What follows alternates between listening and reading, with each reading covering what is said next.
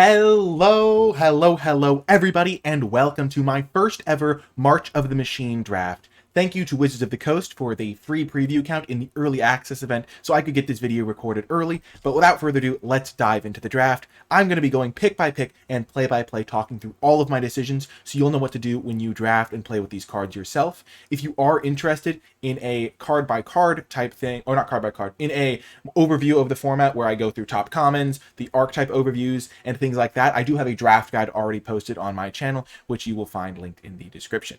Okay, let's look at our rare Inga and Esika. Creatures you control have vigilance, and they can tap to add any color. This is all on a 4-mana spell. And then when you cast a creature spell, if 3 or more mana from creatures are spent to cast it, draw a card. So that's a pretty strong rare. It also helps me do like kind of a multicolored thing, so we'll hover it for now. There's also Stoke the Flames, which is a very powerful uncommon. It's also mono-colored, deal 4 damage to any target, which is quite nice. And then these other uncommons, I think this one is a little bit weak, just not a battle I'm interested in because the front half is quite low power.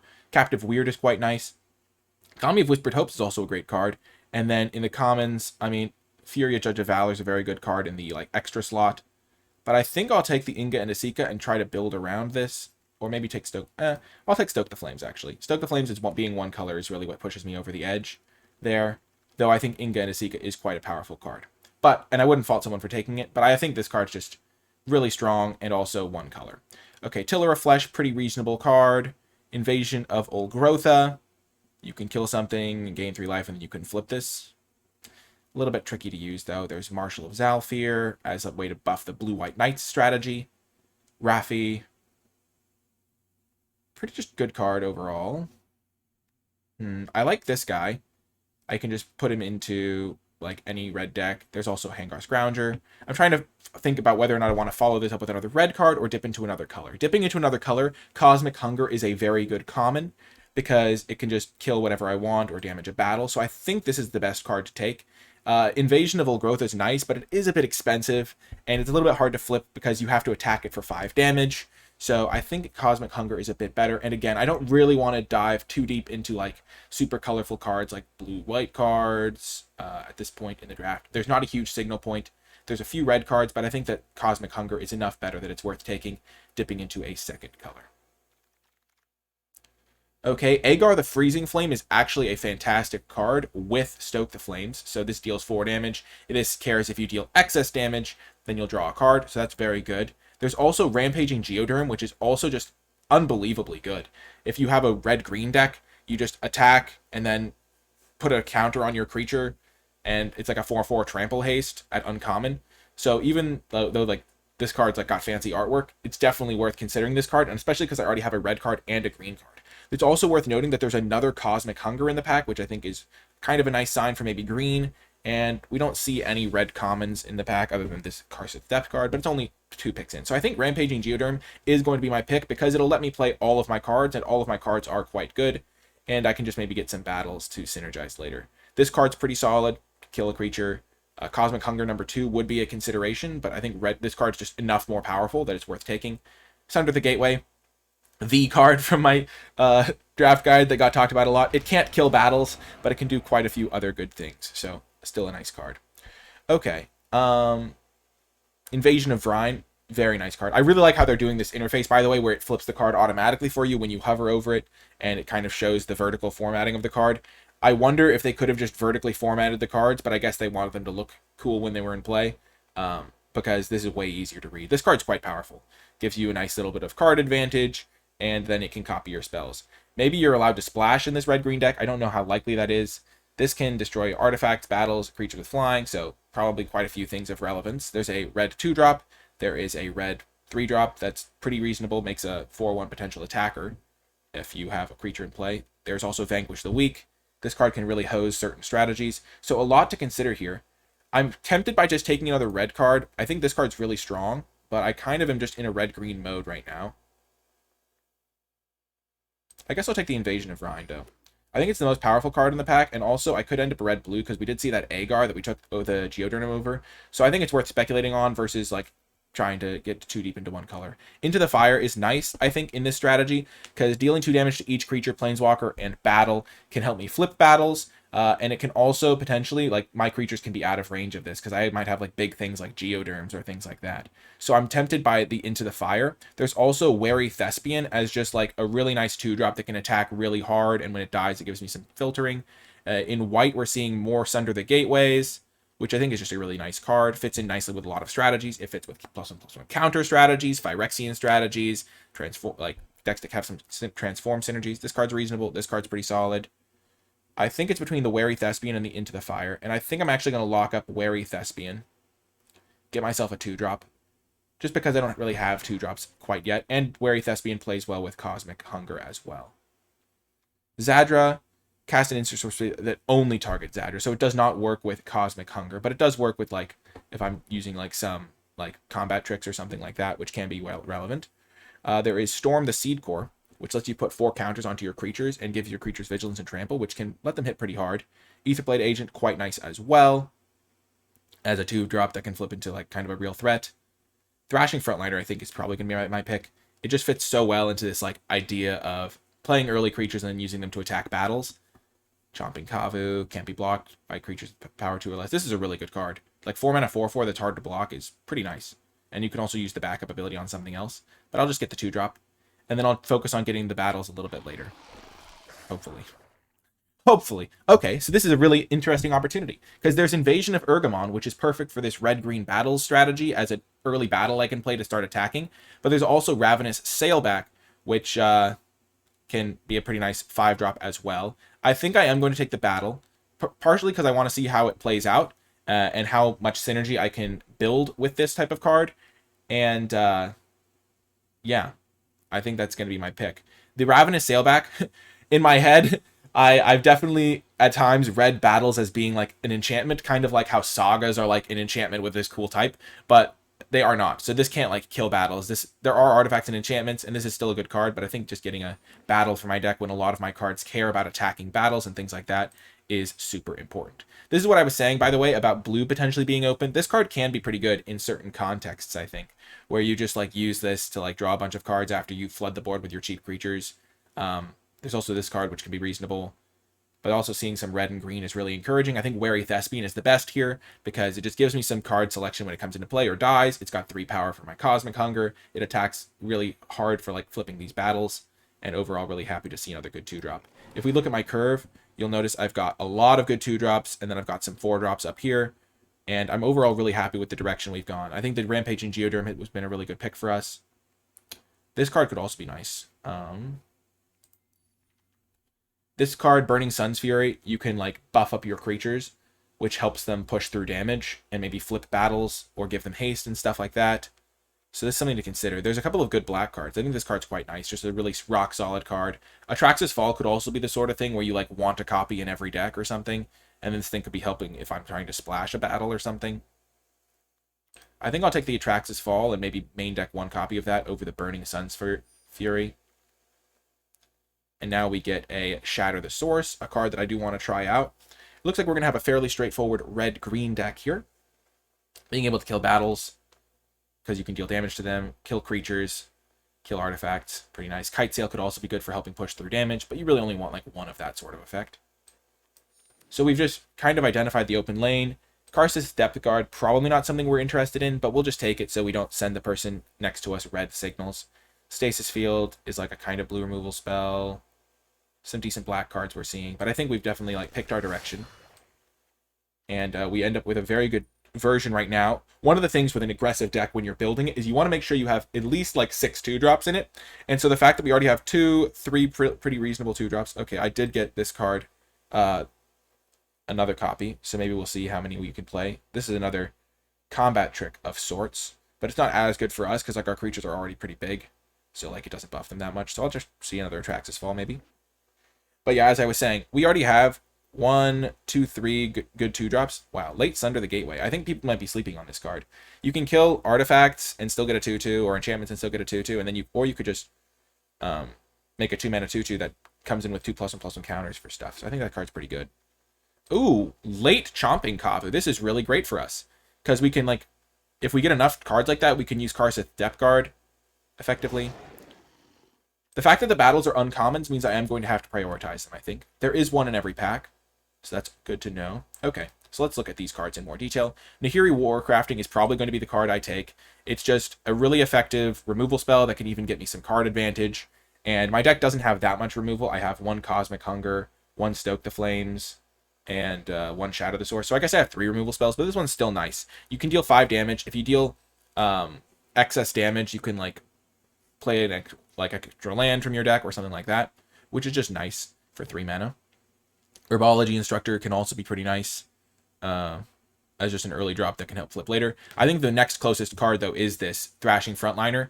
I don't have a lot of battles. Unfortunately, the battle is blue-red, which isn't really a direction I'm interested in. Maybe I could splash blue for the 2 battles if I really wanted to go that way, but I think that just getting another solid removal spell is better. After that, I'd probably just take another good 2-drop. But again, because I have these 2 Thespians and the Thrashing Frontliner already, I'm already like halfway there on like the 2-drops that I'll need to at least make this deck functional as an aggro deck, and so I'm feeling like I'm in pretty good shape here. Okay, so this is a 6-mana 6/5 Reach Trample. My deck isn't super interested in that sort of like expensive card. It's unfortunate that this pack doesn't really have anything I'm interested in. The green common is super expensive, so it doesn't fit my aggro deck. The battle is the wrong color. And this card is fine. I'm probably going to take it just because it's the only card that fits in my deck, but not really something I'm super interested in. It is worth noting that there are these companions in these slots. There's this extra slot in every pack for these like multiverse legends, and this card is the sort of thing that you can like build your deck to maximize, like having only even costed cards. Phyrexian Censor is really nice for aggressive white strategies. Deadly Derision is a fantastic removal spell for black decks. Instant speed, kills anything, and gets a treasure, so that's really, really nice. And I think this card's like one of the best commons in the set, definitely. There's also ways to sacrifice the treasure token for extra value. Oh, perfect. Invasion of Regatha. So I can deal 4 damage to another battle and 1 damage to a creature, so I can potentially ping something, and then it gives me something to attack with my battle payoffs, and it flips into a like 4/4 creature. So I like this card just because I feel like my deck is going to want battles so that my Geoderm can make like creatures, this thing can fetch up another one, and my like cards will have something to do. And I think that it's just nice to get as many battles as possible because they are pretty much all they're all uncommons or higher, and there's only like 1 per pack, so it's kind of hard to find them in your colors potentially. And this one can like help me kill other battles or deal damage to my opponent. I also think that this card could be better than it looks just because Convoke is in the set, and so being able to like have a 1-drop to help you with convoking stuff is pretty nice. Teysa Karlov can do cool stuff in like more constructed decks. I think this card's also reasonable, but we're just gonna get the battle.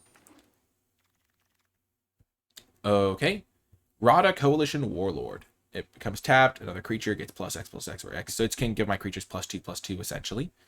But it's only another creature. And I'm not really planning on splashing. But it's a little unfortunate the red-green gold card isn't the best, but it's fine. Rankle and Torbrand is a sick card. Just 5 mana, 3/4, first strike, flying, haste. And when it deals damage, you get to like create treasures. And, oh, you get to do the Rankle effects. That's pretty cool. I think we're just going to take Thrashing Frontliner, though. Just give myself another good 2-drop that helps me attack my battles.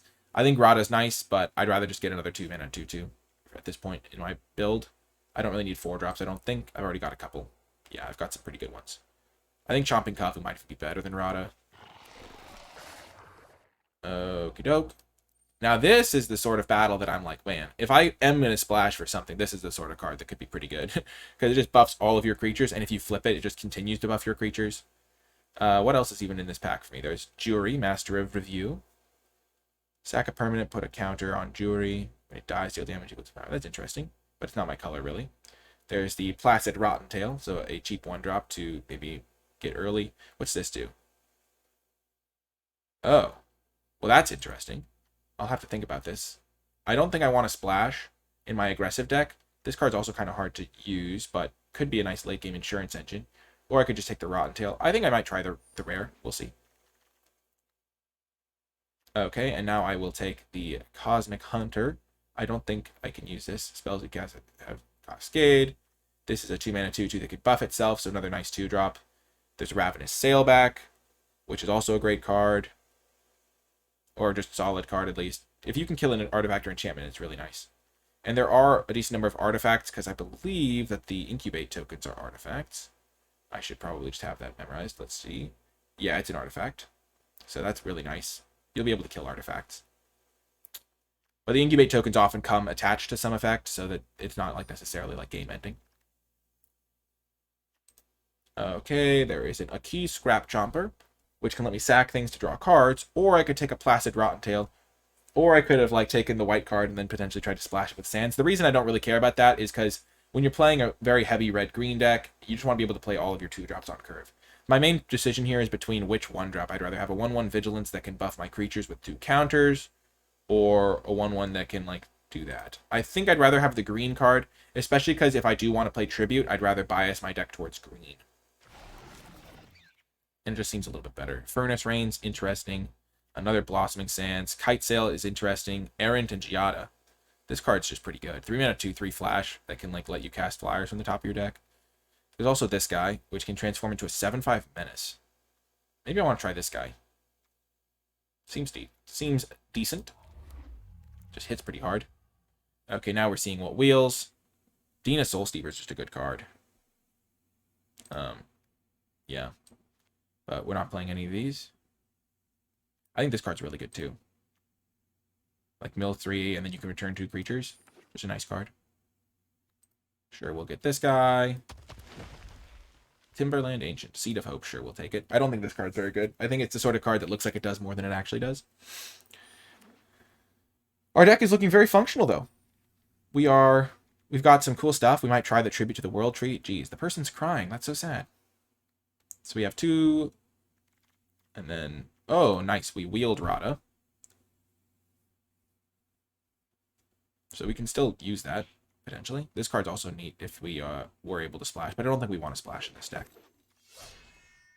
Another Rotten Tail came back. This card's really good. I don't know how this is still here. Well, that's my perspective, at least.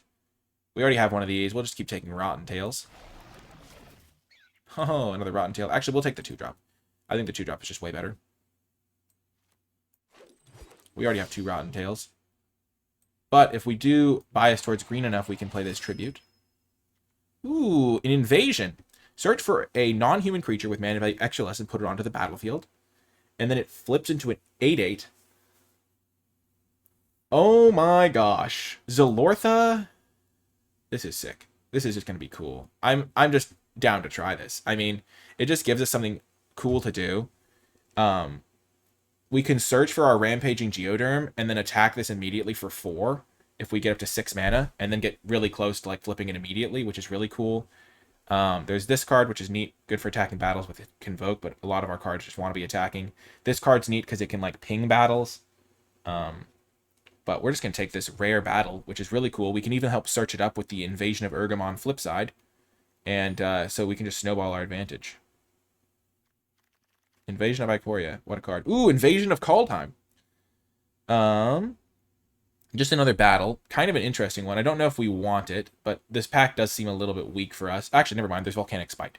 So we have 3 battles. We have Invasion of Regatha. We have Invasion of Urgamon and Invasion of Ikoria. I don't know how many battles you really want in this sort of deck. It could be that you just want any battle. This card is a bit expensive, doesn't affect the board very well. And Volcanic Spite is a fantastic common. Just deal 3, and you can like replace a bad card in your hand. So I think this card's just worth taking over the Invasion of Kaldheim. It does give you a lot of extra cards, potentially. But it doesn't like flip into something that helps you snowball. You can deal 2 damage with your lands to any target. I think we'll take the Volcanic Spite, though. I think it's just better to make sure we have a good early impact. Pelucranos Reborn. Oh my gosh, this is another great card. It's a 3-mana 4/5. So our deck is going to get really rewarded for having the Tribute, because it'll make us bias towards green anyway, and then we can just use the Pelucranos as well as a 3-mana 4/5. There's also an Invasion here, but this gets us lands, which can be useful, but it only has 3 loyalty, which means it's really easy to flip. Which I do like. This card's also great. Buff 2 creatures, and then they can kill things.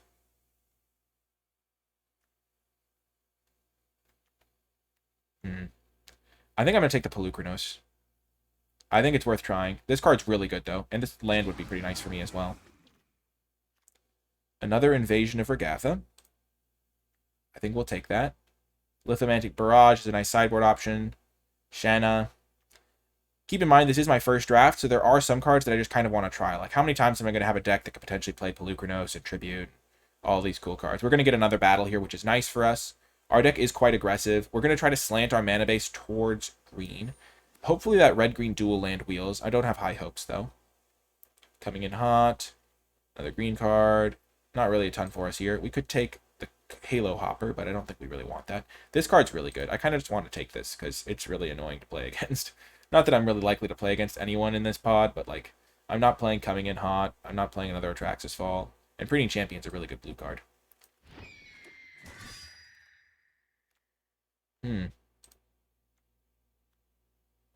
Quende. There's Ravenous Sailback. There is Harried Artisan, which is a pretty cool card. Another Thespian. How many 2-drops do I have? I have 1, 2, 3, 4, 5 2-drops. So I could take another Thespian, or I could just take another Tribute to the World Tree and like commit to going heavy green, which I think I'm going to do because it just gives me so many good rewards for being a heavy green deck. And now I'm going to take this guy, which is another good 2-drop for this deck, even though it doesn't look it, because it can like ping in for unblockable damage on battles, and it can help me like get my heavy green costs going. And it gets me like 6th 2-drop. This card's sweet. It just hits super hard on battles.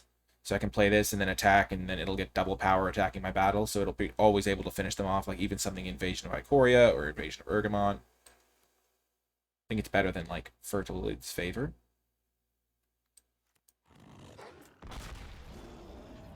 There's this guy, which is nice because he'll let me grow my creatures, but also like discard my heavy green cards if I can't use them. Another Placid Rottentail. There's also another Bonded Herd Beast. I don't think I want too many Placid Rottentails. Might not even play the ones I have. What? This wheeled? That's insane. This card is absurd. Well, my deck is great. I mean, I almost took that over Pelucranos Reborn. Okay, we're not going to play that because we're going to try and bias towards green, as I said. Yeah, these cards wheeled anyway because they're not that great. Okay, I'll just take this. I already have 2 of the Atraxa thing. We're going to try the heavy green strategy. Wow, we wheeled Ravenous Sailback. We already have one of these, and I don't think we're going to play it anyway. Having Ravenous Sailback also makes our searching card better, our Invasion of Ikoria. This deck is really good. I also maybe should have taken another one of these 6/5s, because the 6/5 can help me get more forests to cast my heavy green cards. Okay, our deck is really cool, and I am excited to see what it can do. We're going to build the deck, keeping in mind that we have triple green cards, which means we're going to want to go at least 10-7 and probably 11-6. And if we're going 11-6 as our mana base, then we have some interesting cuts to make. Basically, the red cards get a lot worse. So we don't want Ren's Resolve, really. We might actually want Seed of Hope just to help us find our like key enchantments and stuff, but we'll have to keep in mind how many permanents we actually have. Luckily, our deck is pretty heavy green. This card can be cast in part by our red creatures, which is nice. Shadow the Source. Okay. We don't want Karsus Depth Guard. That's an easy cut. We have to make quite a few cuts. Nihir's Warcrafting as a double red card is a little bit tricky. War Train Slasher. Basically, any card that's red that doesn't fit our strategy perfectly could be an easy cut. And then Atraxis Fall, probably not something we're super interested in. Now that we have the Sailback, I think it just does the job of killing artifacts or enchantments way better than Atraxis Fall. So we're just going to cut both of those, make it easy on ourselves. Portent Tracker is a great card. We have a lot of good 2-drops. We're definitely going to keep these guys, I think, for attacking the battles down as some of our red cards. The Placid Rottentails could probably go. The Seed of Hope could probably go as well. Placid Rottentail is probably better if your deck has some Convoke cards in it, which our deck doesn't really have. Tribute to the World Tree is an interesting one. It can make our creatures massive. It's a card I kind of want to try. But I don't think it's very good ultimately, because it kind of slows us down. But it is kind of neat. We have a heavy green deck, so we can try it out. That's part of the fun. How many creatures do I have right now? 18 and 15 non-creatures. So I want to keep my creature count high. And Rada can probably go. Not the best card. Chomping Kavu is nice. Probably can cut one Bonded Herd Beast now that I have another 5-drop. I have a few expensive cards to fetch with Invasion of Ikoria if I do get to a late game. I'll cut Rada. I do like this guy, though. I think he hits really hard on the battles, which I like. I can cut the... I think I'll cut Seed of Hope. I'll cut the Rotten Tail. I'll cut Ren's Resolve. I guess I just can cut the Nihiri's Warcrafting. I have a lot of removal in this deck. Now let's see my creature count. 13 creatures, 12 non-creatures. Interesting. I'll cut Shadow the Source. It's a bit more expensive than my other options. And then we'll see. What should my last cut be? In all honesty, I should probably cut the Tribute to the World trees. But I'm not going to do that. I'm going to try them out for at least a game because I want to see what they do. And I want to show all of you what they do. We need one more cut. What could it be?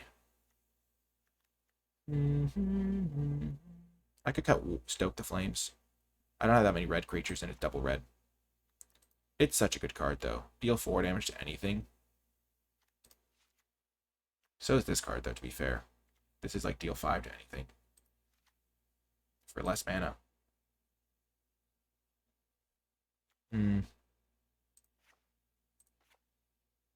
Maybe I'd just go more mid-rangey like that. We're going to see how this... Oh my gosh, I really want to be attacking battles.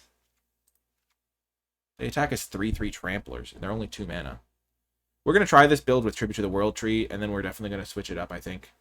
2 more cuts. Let's just cut... a War-Trained Slasher... I guess I will just cut the Thrashing Frontliners, and we'll see how this build does. I will see you folks in the games.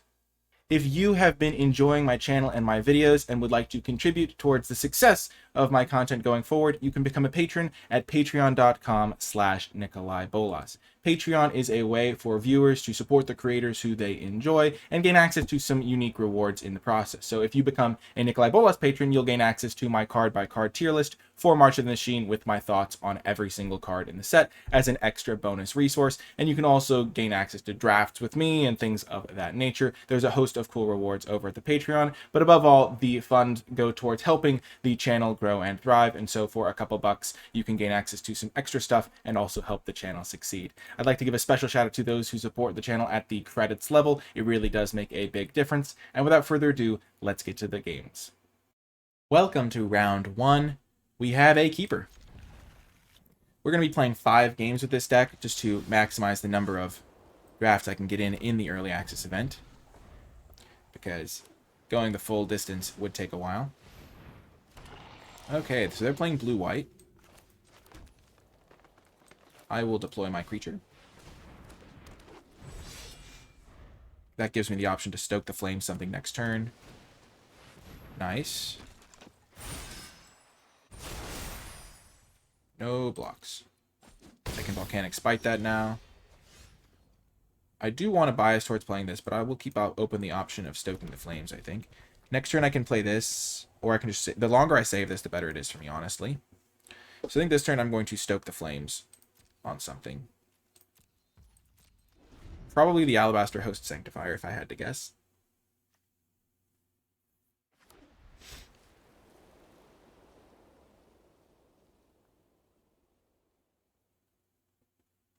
And then I can just deploy my my slasher guy.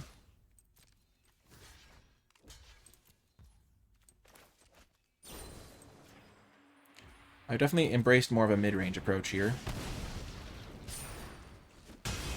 Okay, I've killed all their creatures. And they're making a couple of 2/2s, which is nice because I have a 4/3 that can block them.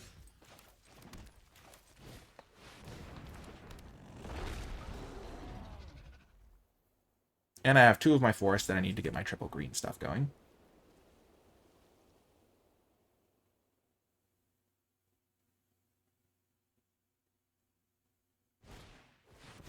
Guardian of Ghirapur. That's a good combo with this guy. I can kill the Guardian, luckily, though.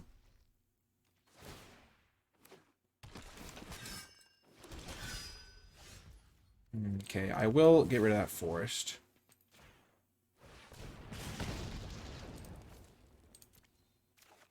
Give myself another draw. Perfect. Then I can play this as a 4/4 as another thing that can potentially block them. They can counter this if they have the counter unless you pay 2 spell. Sure, I don't really mind. As long as my 4/4 is here protecting me, I'm in good shape. They only have 1 card in hand. I've got my Kavu that can't be blocked by any of their stuff, which is great. Okay. That's going to be a good draw.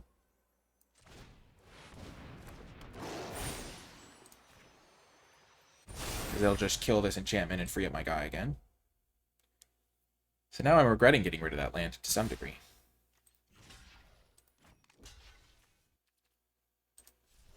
I'm going to block a token in case they have like the spell that lets them exile a creature and bring it back into play. Okay. Here's a big draw for me. If I can draw a land, I'm in really okay shape again, I think. Yes.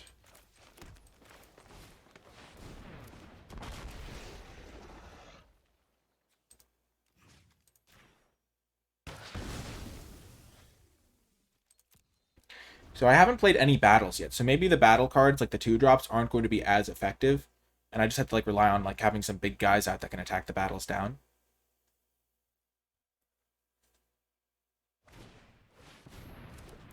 Okay, I've got a 3/4, so I can deal with whatever they throw at me here.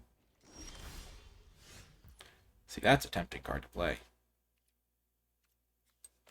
Things first, though. I'm going to snipe this guy.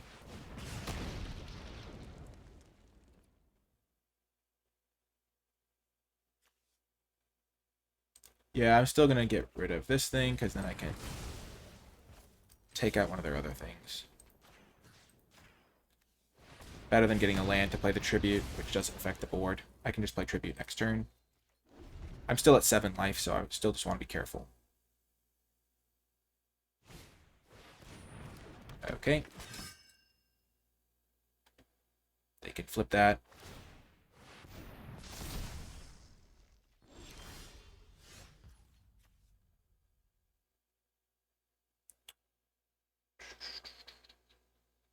Interesting.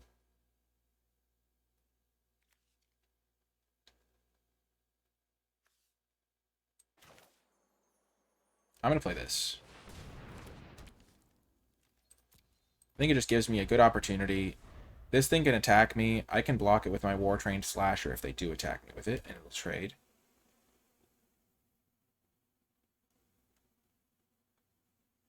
If they kill my War-Trained Slasher, I'm already in trouble.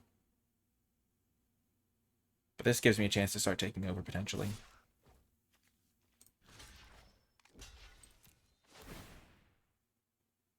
Yep.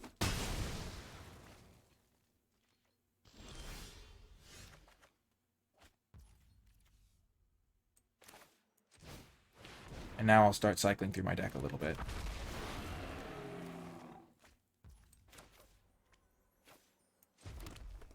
And I want to keep my life total high so that if I do draw Pelucranos, I can flip it without dying.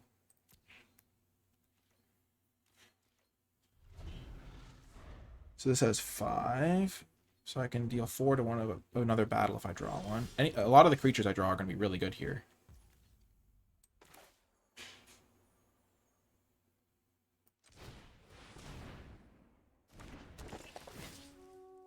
Now there's a 3/3.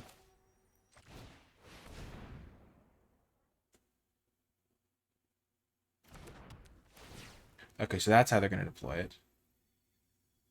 Target this guy.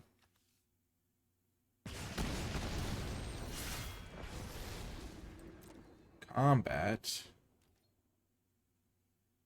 This guy can attack. It's a 4/4 at that. Not worth it yet. This thing can start pinging it. Making my 1/1 into a 3/3 is pretty dang good.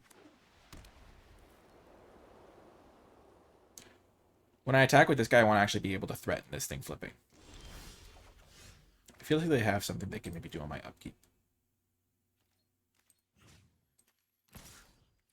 And this thing has trample, which is nice. They probably want to block it.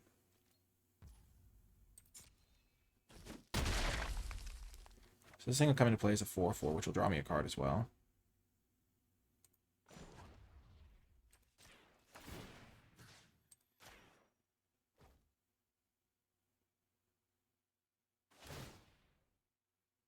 So we're flipping our first battle! Let's go!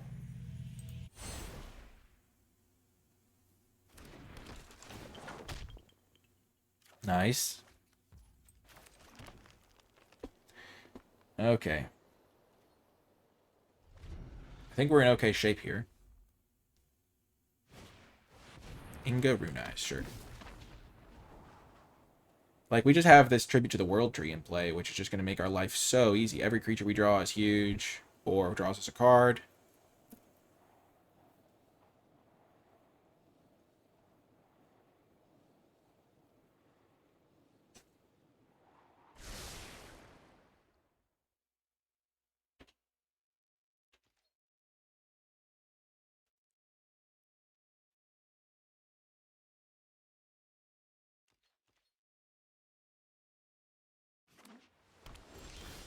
Nice. This is just when you want to draw your Bonded Herd Beast. The big guy. I should have played my land there beforehand.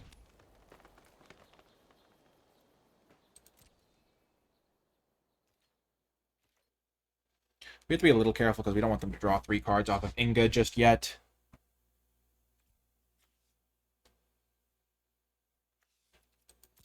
Because Inga they can like triple block something. And then 3 things will die. But I guess I can just assign damage in a way that they won't get Inga draws.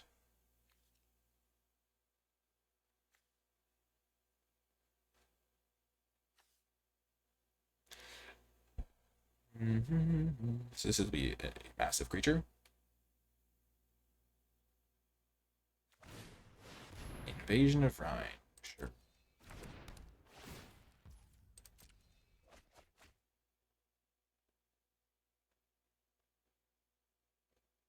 That's a really good card here. As is cards like that tend to be. We are tasked with protecting Vrine from invasion, and we shall do so.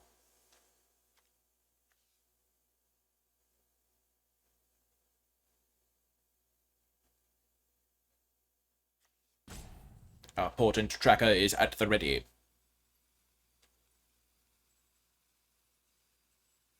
Oh no, we can't do that at instant speed. We have to do it at sorcery speed.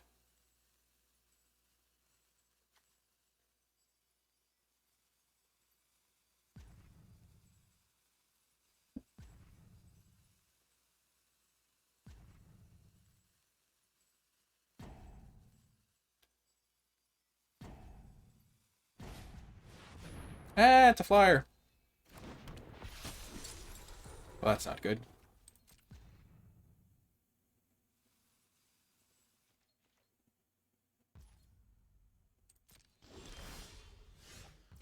That is a very good draw, actually. Let's go. Because it's a reach creature.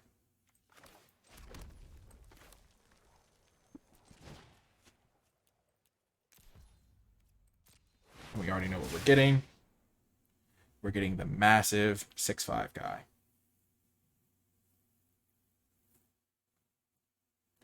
Oh no, do they have the Convoke counterspell? I really hope they don't. But if they do have it, they might die if they use it.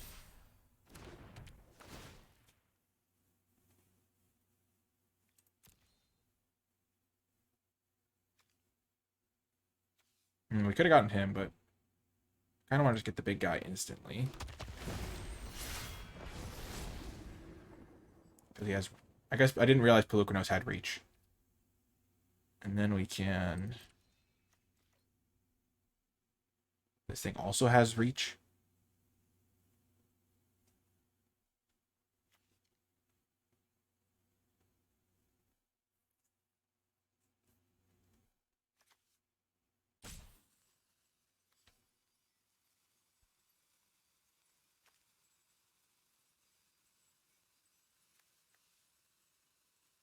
I need to balance, like, flipping this thing with, like... So I can attack like that for sure, and then this thing can ping it down to finish it off, so they'll have to block both guys. This thing can get chump blocked. This thing will get double blocked. And I think I'll hold back the other guys. I'll buff himself.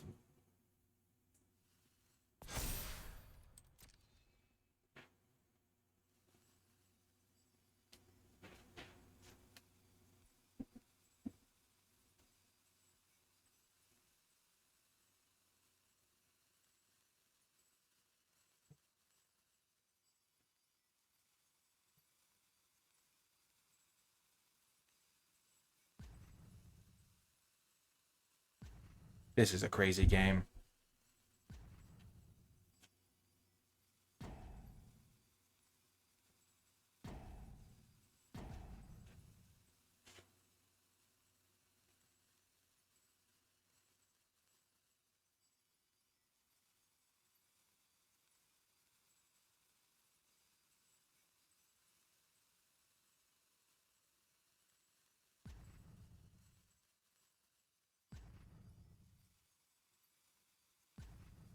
I wonder what they're thinking about.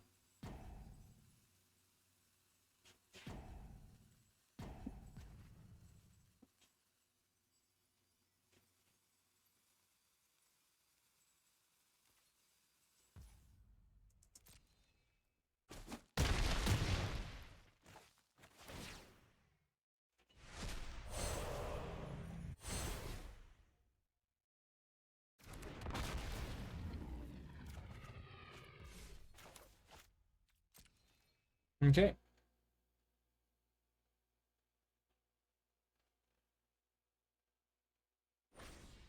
Okay, I was hoping it wasn't that card.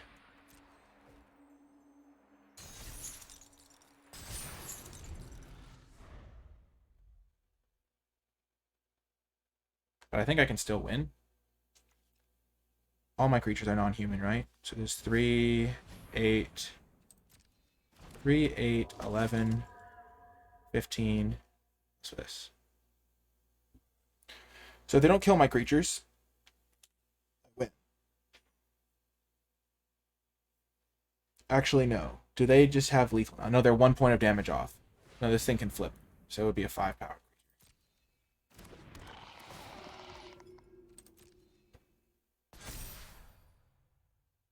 Wow. What a crazy game. Yep, they got there. Oh, that's so unfortunate. We were so close.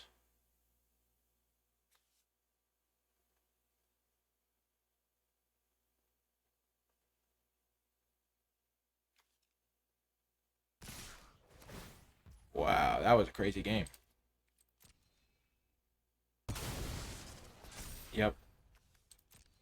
I thought I had the reach, guys, but I just couldn't quite close the game out fast enough.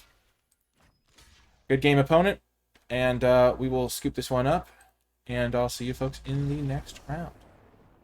Welcome to another round. We are going to keep this. We have kept the deck the same. I thought that that was a very interesting first round, and then I'll keep learning as I go. Ultimately, I was trying to go as quickly as I could in terms of killing them, but also, like, I was at such a low life total, but when I stabilized it, it was hard to do. Okay, so I think I am going to have to get rid of the Pelucranos. But I can get it back with Invasion of Ikoria because it's in my graveyard. So if I can get up to 5 mana, Pelucranos is mine. Pretty cool. Oh. Okay, so now I can search for another forest, maybe. The land is useful, though, so I will keep that.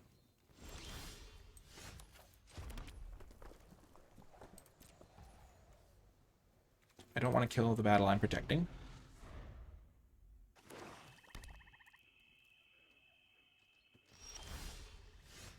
Nice. Here comes the slasher. They probably have a kill spell, I assume. They do not. That's really good for me. Maybe they have a deal too. Or... oh, they have another one. Okay.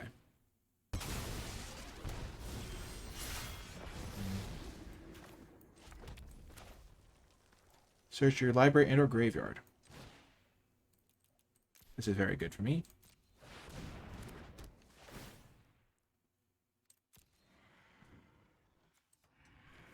Having Pelucranos makes this card way better, because I get my Pelucranos out easier. Do they have a kill spell for this? Or are they just, like, reading the card like, oh, shoot, I'm toast?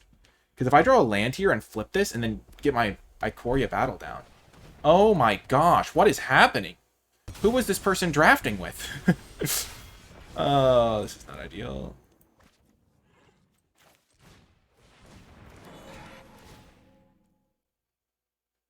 Yep, I'll keep the forest.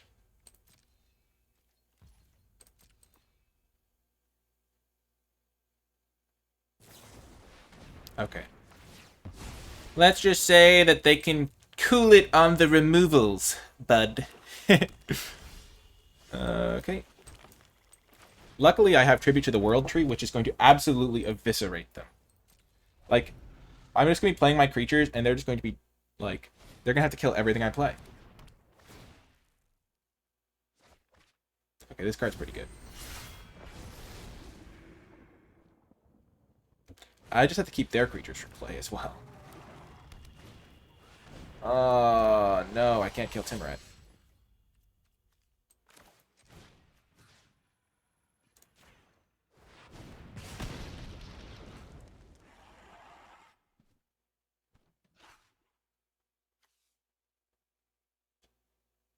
Okay, I guess I'll take the land then, because I can't play the red one.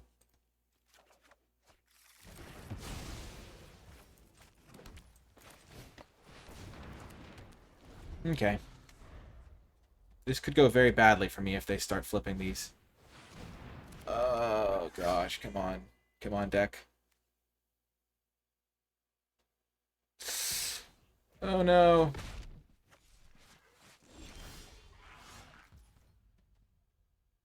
Oh, gosh.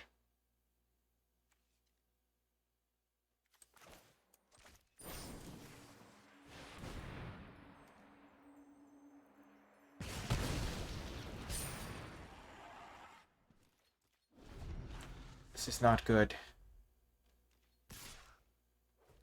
This is the problem with running Tribute to the World Tree, is if you don't draw a creature for the entire game, you lose. Jeez Louise. Yep, that's game. Gosh darn it. Oh, this was such a good setup. They had used all their removal spells and I was going to take over, but I couldn't draw a creature. Dang it. Dang, dang, dang. Yep. And they're just going to flip all their battles now, and I'm just going to lose horrifically.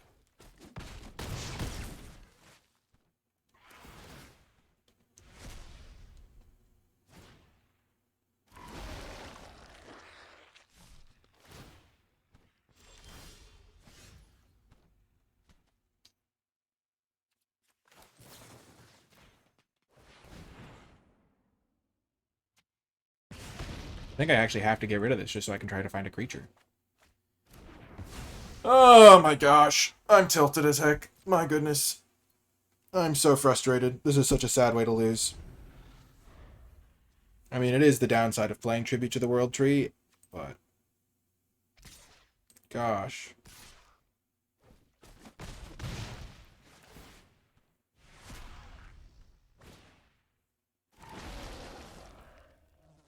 I'm just so dead. I should have played this land so I could chain things together.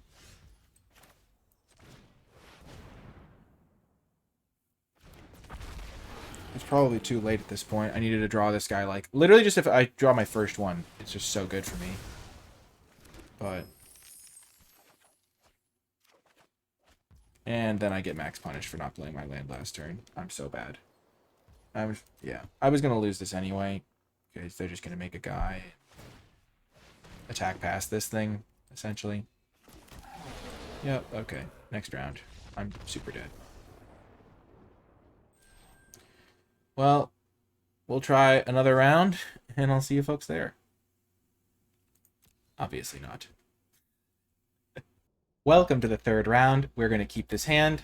This is my first hand where I have a battle in the opener. I did keep the deck the same because I do think this version is interesting, and we're learning a lot about how a heavy green deck might look. We're going to play the Thespian and then the Invasion into this thing, probably. Oh, they have a Dune Shifter. Okay. Well, that makes me want to play the Blade Master, because the Thespian will just trade with that. This attack past it.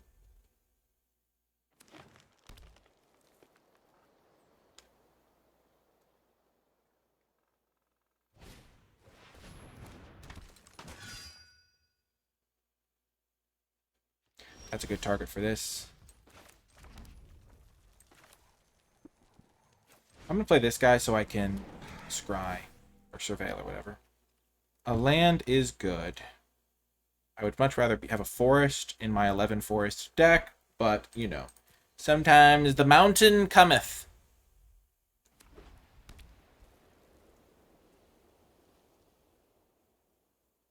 And the reason I didn't go invasion into this guy is because I wanted to be able to, like, invasion to help set up this. So I didn't want to have to use the treasure, but I wanted to develop my board. Okay, this thing could be a problem later.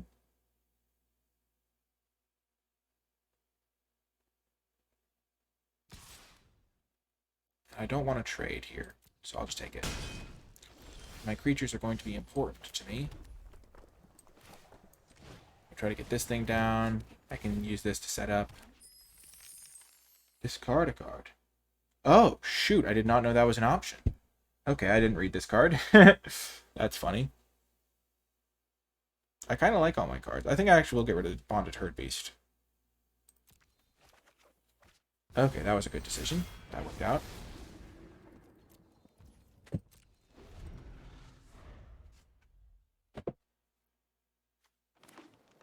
And now this thing can just take this thing out in one fell swoop. Oh, shoot. Well, that thing has to die. That thing is disgustingly broken. I must pay the ultimate price. And now I'm okay with trading this thing off. This thing, how much does it need to flip? 6. Now I'm okay trading off.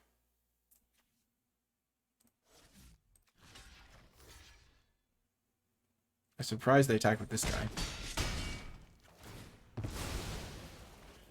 I get to surveil again. Cosmic Hunger.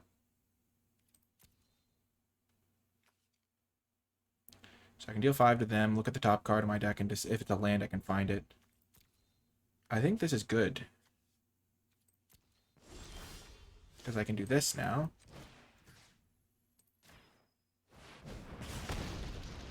Perfect. It's a forest.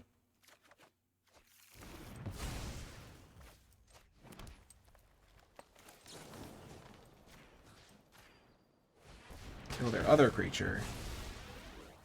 Make some headway here. I think maybe I'm supposed to lean into the mid-rangey aspect of this deck more. I can just fetch up Pelucranos, which is sick. Maybe I'm supposed to play Tribute first. Embrace the grind.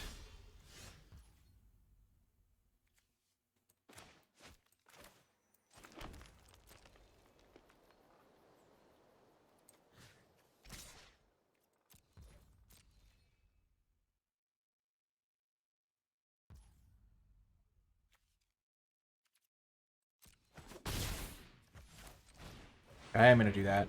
I'm just going to be slow and steady here. I'm just going to try and outgrind them here. I'm not going to kill them super quickly. Getting my Pelucranos out a turn earlier will not win me the game. But getting this thing down so I can start drawing extra cards could. I think my O2 game record is a little bit due to unfortunate the way things worked out. Okay.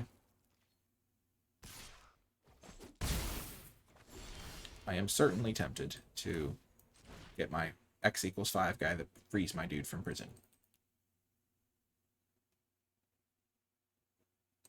But I think Pelucranos is way better. We'll fetch up a little bit of Pelucranos action.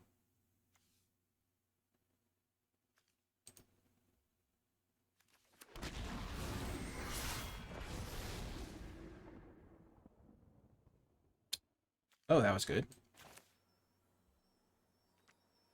I will play my land, so I have Cosmic Hunger up. Turn I can kill this at instant speed.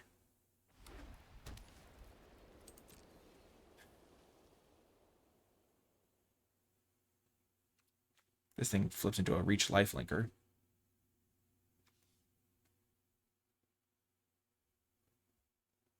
I'll pay the 2 life, because then I can shoot this, get an 8/8.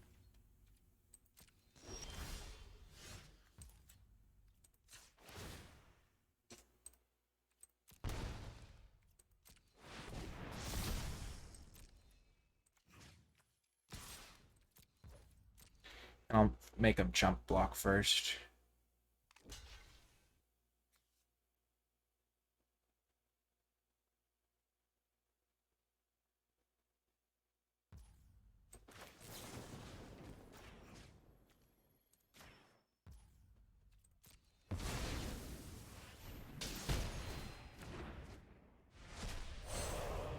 I guess I could have attacked them if I was doing this and done more damage. This is probably fine now. I'll probably still win the game with my Zalortha Apex of Ikoria. So sick. I'm so happy I got to flip Zalortha. Ikoria is like my favorite plane on MTG Arena. Let's go. This game is over. We did it. We are the champions. And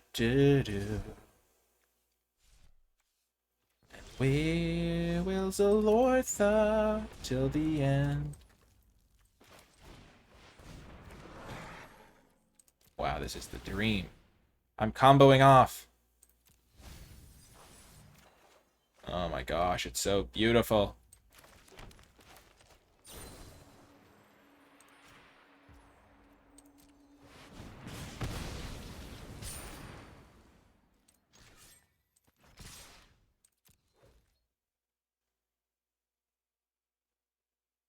It's so beautiful.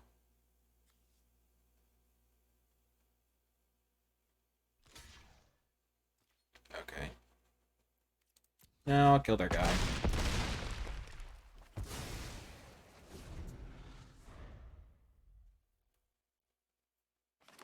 Nice.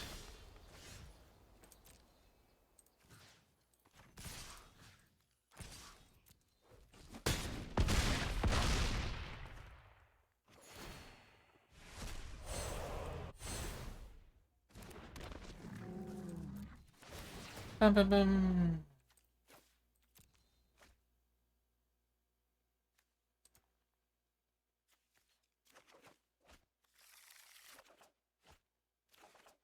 Oh, this is so beautiful. My opponent's letting me play it out too, which is really classy.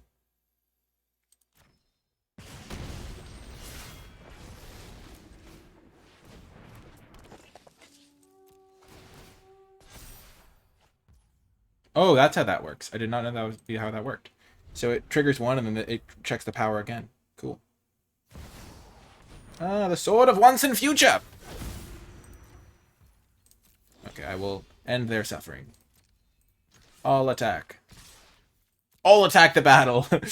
Let's go! We gotta win! Our first win of the format! Oh, that was sweet. Now that we've learned something from 3 games, let's see if we want to make any tweaks to the deck. Shall we? We definitely have felt like we've needed creatures. So maybe we don't need as much interaction as we previously thought, or maybe we want to get rid of some 2-drops in favor of some beefier creatures. It's felt a little bit slower, a little bit grindier. So let's get into the deck itself and see if we can make some tweaks. Getting Pelucranos for 5 mana with the Ikoria card feels great. Nice, we got some crystals or something. Okay. So how many creatures are in this deck? 11 creatures and 12 non-creatures.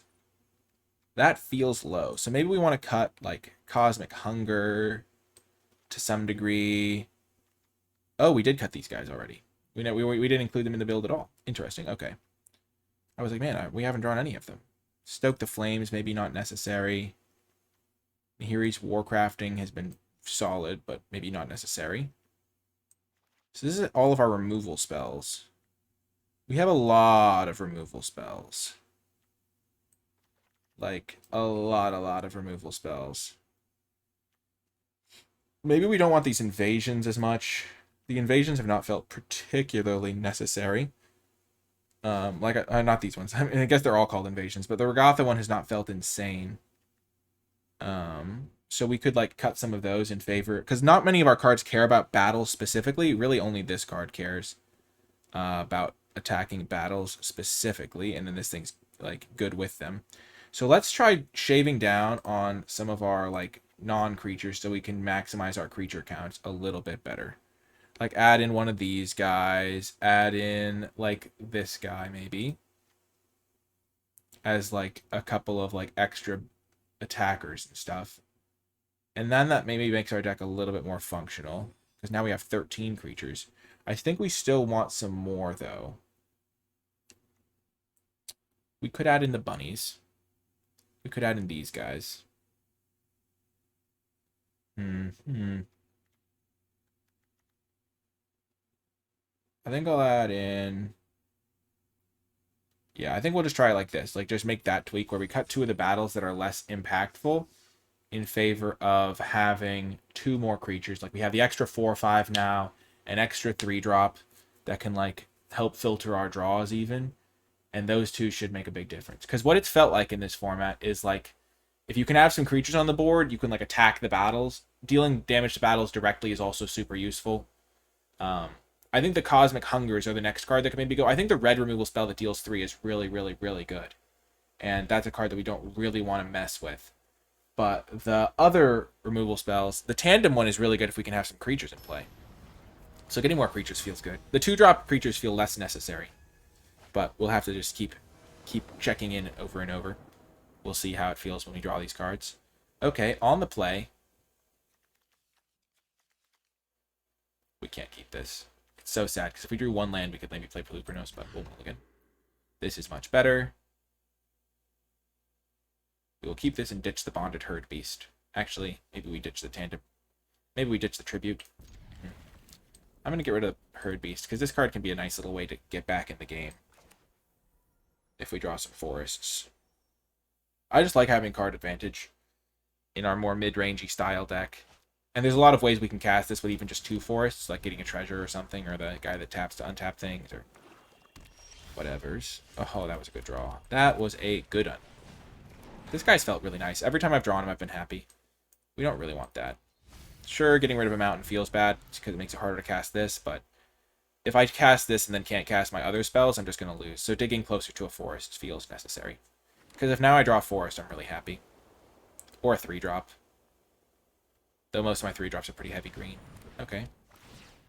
The Gift of Completion. Well, that's just maybe the worst thing we'll draw in my deck. You never know. You never know what could be the worst draw until you actually draw it.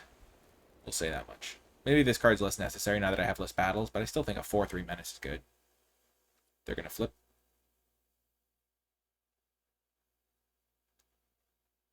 And they're going to get to Surveil 1. I'm going to get to Surveil 1.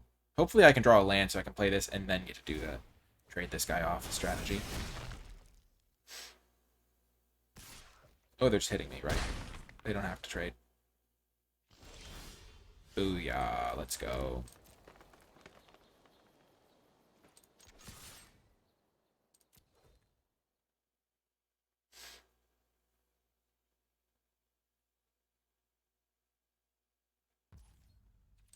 I feel like I'm winning this race right now.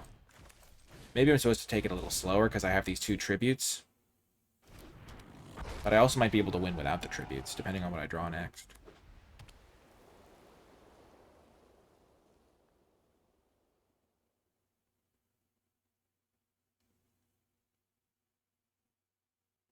I think I'm starting to regret attacking with the Wary Thespian.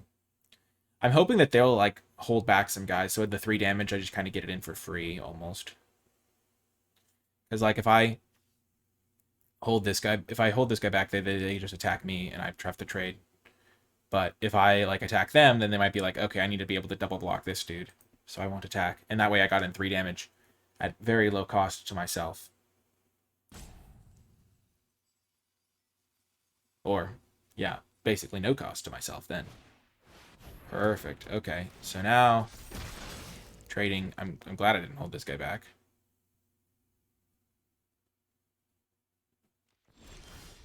Wow, this is huge. The developments are coming. Okay.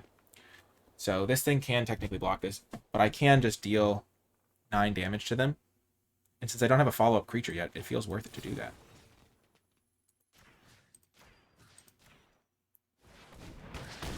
They will get to Surveil from this thing.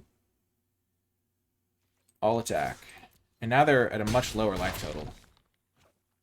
And by much lower, I mean specifically 9 less life. And now the attack feels great with the Wary Thespian. The Wary Thespian, he provokes a lot of questions with his performances. Oh, they kill the guy and they flip this token into something that can trade with my Thespian. How unfortunate. Luckily, my card advantage is about to kick it off into gear. And since they're at a low life total... Oh, man. Oh, man. Oh, man. Oh, man. Okay.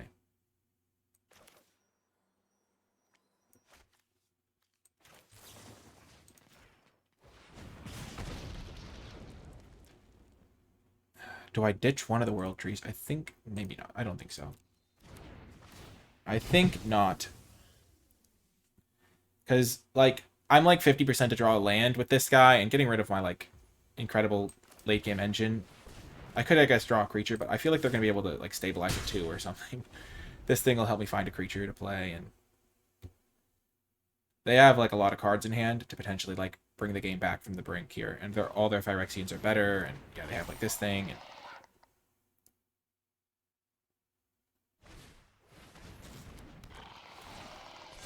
Menace. Oh, gosh. Okay, well.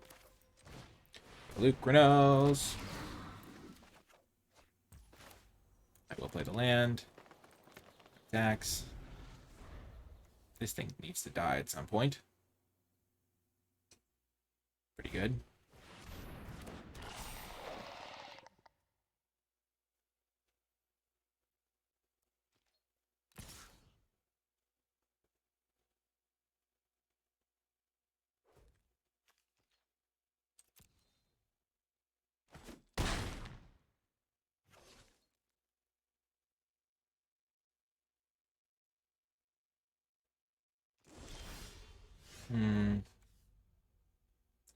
I'm worried about the removal they could have. But I think I go for it. If they don't kill my guy, I'm going to win. They could sacrifice a guy, and then they basically win. And I will attack them. I need to gain back this life that I lost. I will attack with both.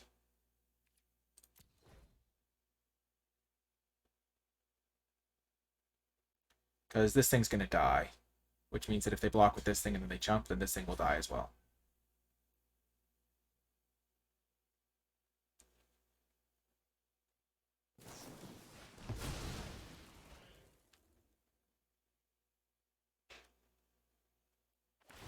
I feel like they had the win there, didn't they? They sacked this guy. Yeah, they could have beaten me there. If they had played their cards a little bit better. Because then I won't gain the life from this if this thing dies. Yeah, so I'll just explain the sequence for folks who maybe don't understand. The way that damage works in lifelink, if this guy is no longer there when damage happens, then they will... oh, that's a really good card. Sure. If this guy's no longer around, then I won't deal damage. I won't gain the 6 life. So I would be at like 8 life here. And they would still have... I guess this thing would have died if they blocked with it. They didn't have to block with it, though. They just don't block with this guy. They block the dude sacked Grafted Butcher. And then they can sacrifice their Fox guy to the Grafted Butcher's ability, it looks like, to return this to the battlefield to attack, to deal extra damage to me. So I think they had lethal there. But I don't really blame them for not seeing it, because it involved like some sacrifice shenanigans and like the way lifelink works. And so here I'm going to get my Grafted Geoderm, I think.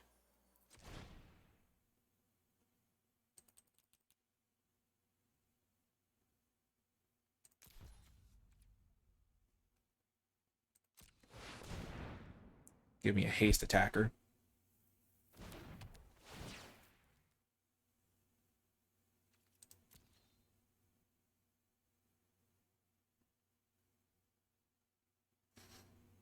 Rampaging Geoderm, as they are known in the business. Draw me another card. That's useful.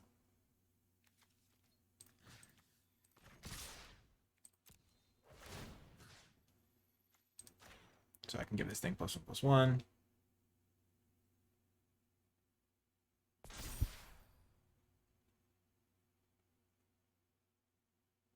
And I also have deal 4 to them next turn. That is a good option.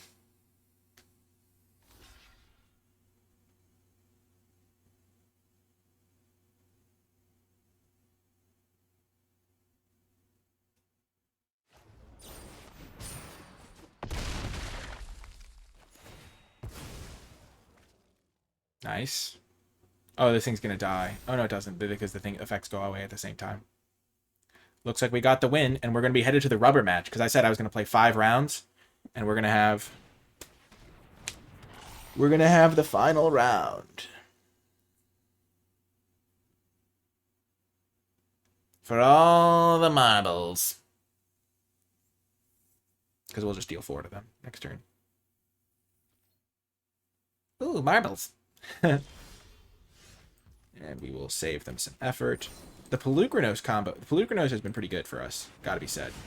Having an extra way to get him has also been really nice. Nice. We got the win. I think we're going to keep this version of the deck going into the final round. I will see you folks there.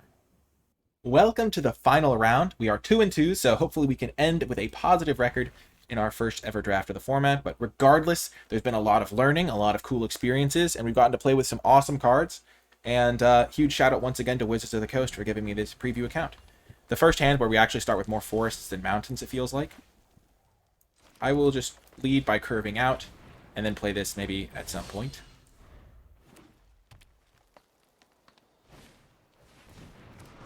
Okie doke. So they're also playing red-green. Interesting, interesting. I'll just play this, put the counter onto himself. No need to attack here. My plan right now is that they might attack me, and I can maybe flip this invasion. Okay, I cannot flip the invasion. I will be able to flip the invasion coming up, though. And I can... Oh, no, I messed this up. I should have used Timberlane Ancient to fetch something. Like, namely a forest. I forgot that it had forest cycling. Bit of a mistake already. I think I'll get rid of Cosmic Hunger. Nice. And then I'll play this guy to surveil. That's a really interesting card to see here. I could have gotten rid of Stoke the Flames as well. This game could go a while. I will keep that on top. Because my plan now is I can tandem take down this thing and then use it to get a land.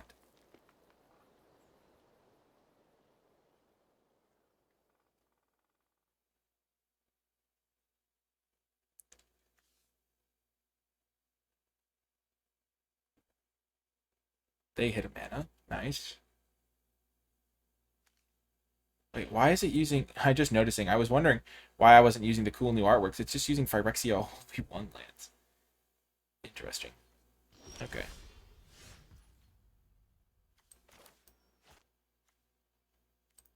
Forest cycling.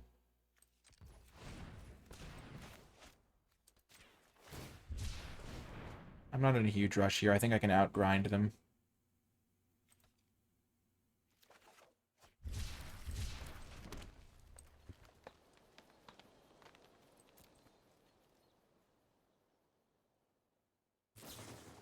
Okay, they kill that guy. So they're going to put something away so they can try to keep hitting land drops, I guess. I can kill anything scary they play. I think I have played this game relatively poorly. I forgot to use this guy on one turn, and it has cost me dearly. Okay.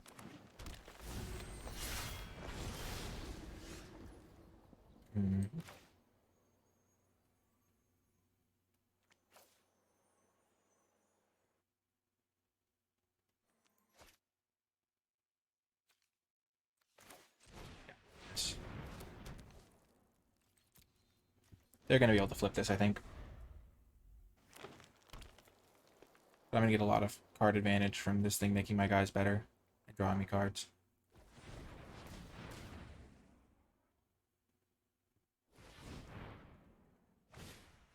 Okay, that card's disgusting, and I hate it. My gosh. Completely unfair. This is one of the best rares, I feel like. They did not read what this card does. They could have just hit me for 4 and killed the battle. Ugh. This card's pretty good, too, it feels like.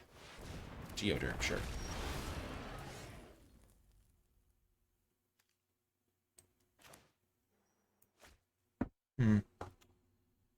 This is not going well for me. Maybe I should have got rid of Stoke the Flames, because if I had this card in my hand, I'd be in much better shape. Because then I could use, like, this thing and that thing and double spell. As it is, I'm going to have to rely on some trickery.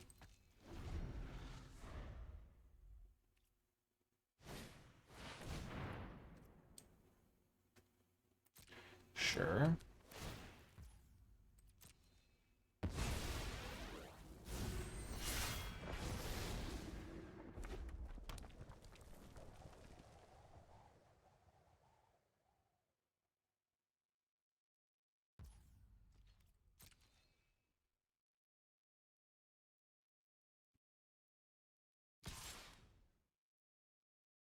They still haven't read their Raptor, luckily.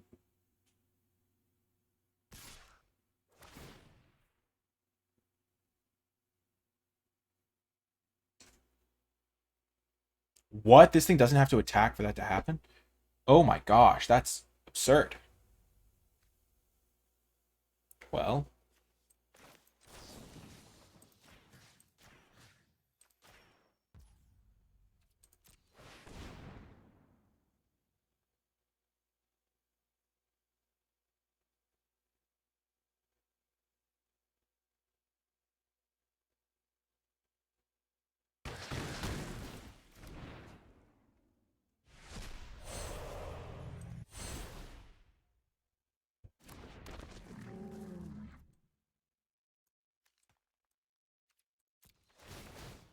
We'll draw our card first.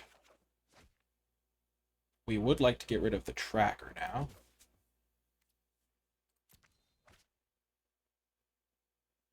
So that we can find mountain.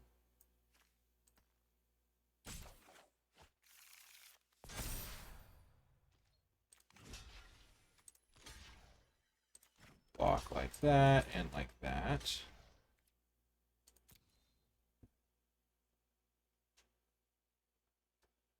I hope they don't have a combat trick now.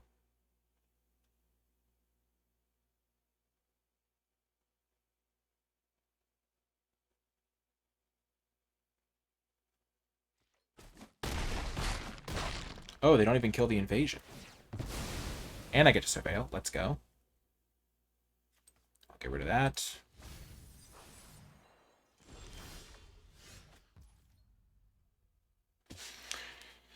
Yeah, I can't really use that right now. But maybe next turn.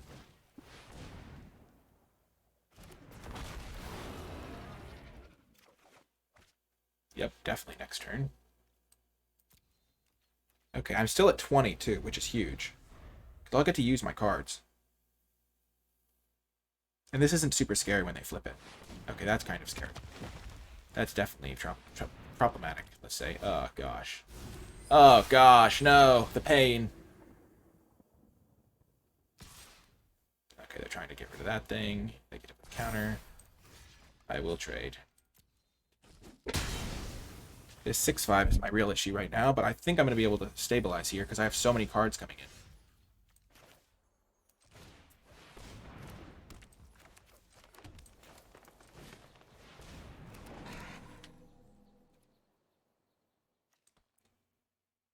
Yeah, I'll surveil first.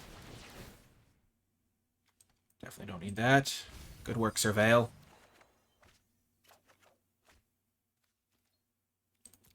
Okay, that was not what I wanted. That was suboptimal, shall we say?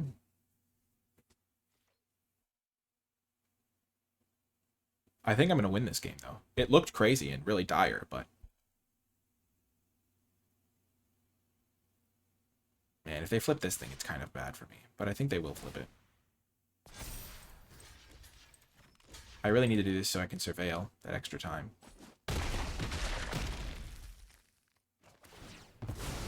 Come on, creature. That's not a creature! That's not a creature! Ah, that tribute to the world tree, please. Yes! Pelucranos! The clutchest of the clutch! Coming in just when I need you most. Oh my gosh. My opponent is probably like, oh no.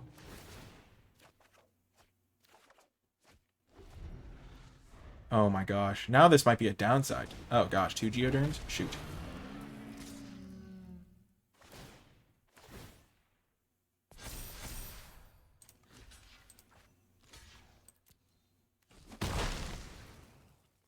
They can put the counters onto a Geoderm.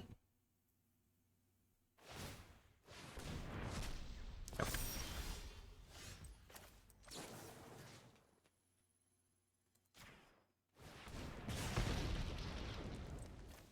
Strangely, I don't think I need that forest. Yes!